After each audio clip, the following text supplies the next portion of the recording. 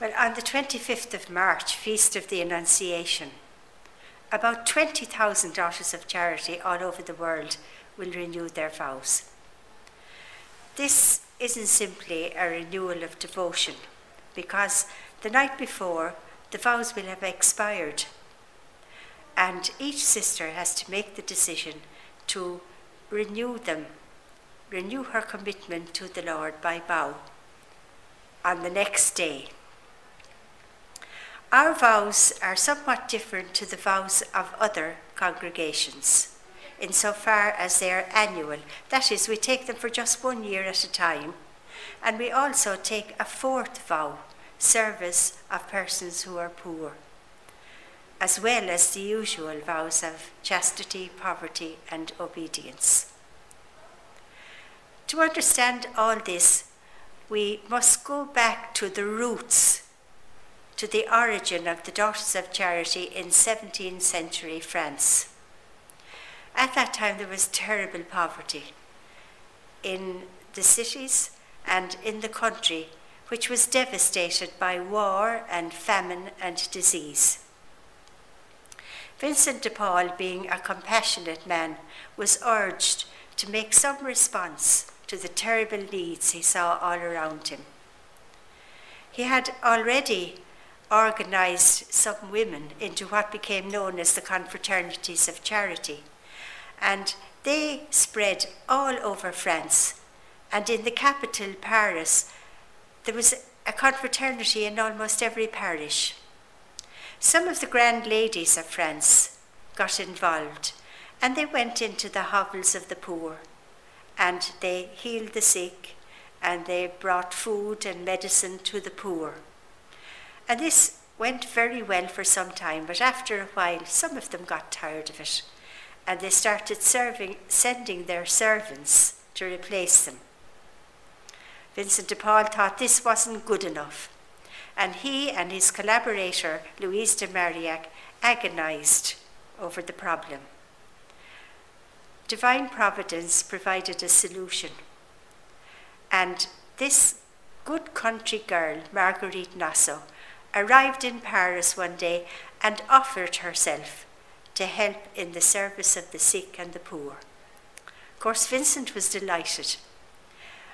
Other girls followed, and they worked mostly with the ladies in the parishes. And Vincent asked Louise to keep in touch with them. Now, after a while, she saw that they needed to be together in a community, and they needed protection and they needed instruction. So she said this to Vincent, and after some initial hesitation, he agreed. And Louise took the first 4 girls into her house on the 29th of November, 1633, and that was the beginning of the Daughters of Charity. Vincent came and gave them instruction. He wanted them to be, first of all, good Christians, but he also wanted them to give themselves totally to God for the service of Christ in the poor. And he avoided, like the plague, anything that could brand them as nuns. Not that he had anything against nuns, but at that time religious women were cloistered, and Vincent wanted his girls to be free to go out into the streets of the city and into the houses of the poor.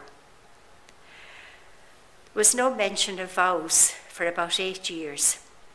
And then one day he mentioned it tentatively, and the seed fell on fertile soil. A year later, in 1642, Louise and 4 girls made perpetual vows. For some time after that, vows were optional. Some made perpetual vows, some made annual vows, and some didn't make any. And then in 1660, I think that was after the death of the founders, it became standard that all the sisters would make vows after 5 to 7 years, and then that there would be annual vows. And that practice has endured right up to the present day. Now you might ask, why all this fuss?